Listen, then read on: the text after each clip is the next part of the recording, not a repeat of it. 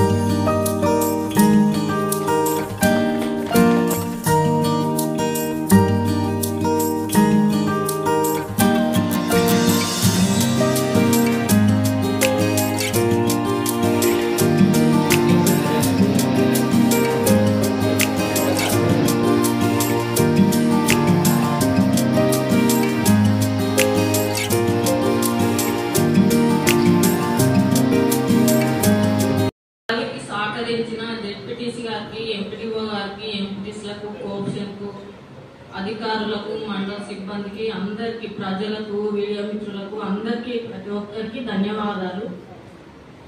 నాకు ఈ ఎంపీపీ పదవి సహకరించిన జగ్గారెడ్డి అన్న గారికి, ఎంపీటీసీలకు ప్రత్యేక శుభాకాంక్షలు, ప్రత్యేక ధన్యవాదాలు. ప్రత్యేక ధన్యవాదాలు. ఎప్పుడన్నా ఎవరికన్నా ఆఫీసర్లకు, అధికారులకు ఇబ్బంది పెట్టినట్టుంటే ఏమనుకోకండి. మా సార్ ఉంటే ఇంకా ముందుకు వెళ్ళే వాళ్ళము ధైర్యంగా. కాబట్టి సార్ లేడు కాబట్టి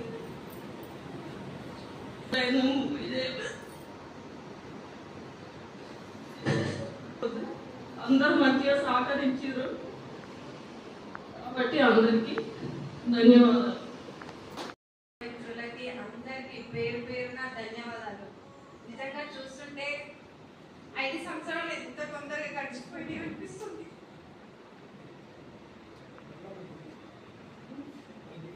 ఈరోజు ఎంపీటీసీ కానీ, సర్పంచ్ కానీ, వేరే పార్టీలో ఉన్నా కానీ మనం అందరం కలిసి పనిచేసినాము.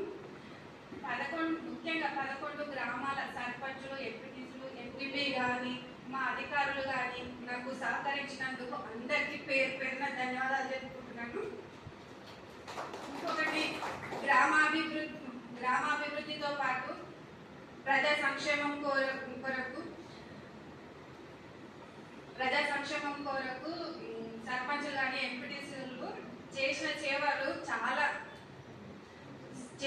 చాలా గొప్పవి. ఎందుకంటే గ్రామంలో డెవలప్మెంట్ కోసము డంప్యార్డ్లు కానీ, వైకుంఠ ధామాలు కానీ, ప్రకృతి వనరులు కానీ ఇలాంటివి ఎన్నో రకాల అభివృద్ధి కార్యక్రమాలు చేసిర్రు. వీరందరూ కూడా ఒక ప్రజాప్రతినిధులుగా ప్రజల మనసులో ఉంటారని అనుకుంటున్నా. నేను కూడా జెడ్పీటీసీగా ఈ సమయం 5 సంవత్సరాల్లో నాకు వచ్చిన ఫండ్లో ఈరోజు ప్రభాకర్ అన్న సహకారంతో, హరీష్ అన్న సహకారంతో నేను నా యొక్క మండల్లో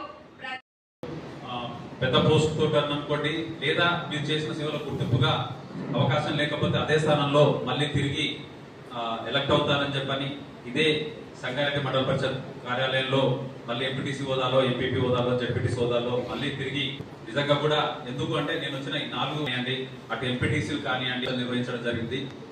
అలాగే జెడ్పీటీసీ సార్ ఒక 2 వేరే ఇష్యూస్ లో ఫోన్ చేయడం జరిగింది. కానీ మండల పరిషత్ కి సంబంధించినటువంటి ఏజ్ లో కూడా తను నాతోటి కలిసిన ఆత్మీయంగానే ఉన్నాం, ఆత్మీయంగానే మాట్లాడుతున్నాం, మంచిగానే ఉన్నాం. కానీ ఇక్కడ అడ్మినిస్ట్రేషన్ లో తను నాకు ఇది చేయాలి, ఇది చెప్పాలని కూడా ఎప్పుడు కూడా తను ఈ షార్ట్ పీరియడ్ 4 నెలల్లో ఎక్కడ కూడా తనతో కూడా నాకు ఎలాంటి ఇబ్బంది కలగలేదు. అలాగే ముఖ్యంగా మా ఎంపీపీ గారితో కూడా ఈ రోజు కూడా నేను ఆ గ్రామాలను సందర్శించి మళ్ళీ రిటర్న్ అయినా కానీ ఎక్కడ కూడా సార్ ఈ దృష్టికి నాకు ఏదన్నా చిన్న మంచినీటి సమస్య ట్రైన్ ఏదన్నా వస్తే ఫోన్ చేసి చెప్పారు, తప్పించేస్తే ఎక్కడ కూడా మమ్మల్ని ఈ 4 నెలల కాలంలో నేనైతే ఇక్కడ ఇబ్బంది పడలేదు. అలాగే గౌరవ ఎంపీటీసీ సభ్యులు కానివ్వండి, సర్పంచులు కానివ్వండి, ఎక్కడికైనా మంచిగా రిసీవ్ చేస్తున్నారు.